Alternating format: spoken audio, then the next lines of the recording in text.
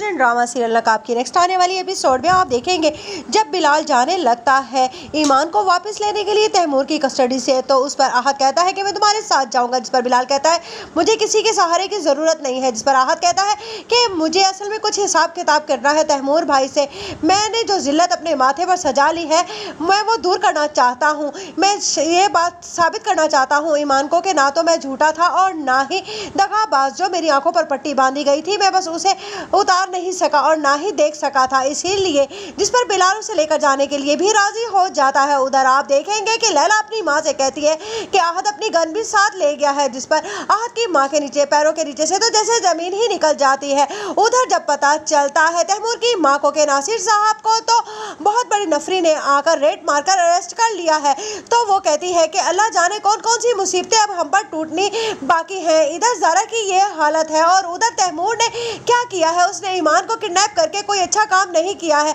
अब तो बिलाल उसे हरगिज़ नहीं छोड़ेगा और ज़रा भी इस कंडीशन में है कि वो भी अब बिलाल को नहीं रोक सकती, क्योंकि उसे तो खुद होश नहीं है। मैं किस तरह से बिलाल को रोकूं? अगर उसने तैमूर को मार दिया तो मेरा तो एक ही सहारा है, जिस पर आहत की माँ कहती है कि ये तो तुम्हें पहले सोचना चाहिए था ना, तुम्हें अपने बेटे को समझाना चाहिए था कि वो किसी की बीवी और किसी की इज्जत है। मुझे तो लगता है कि बहुत बड़ी अच्छाई हो गई मेरे लिए जो मैंने अपनी बेटी लैला का हाथ तुम्हारे उस ओबाश बेटे को नहीं दिया, जिस पर लैला कहती है फिलहाल ताईजान बहुत ज़्यादा परेशान है,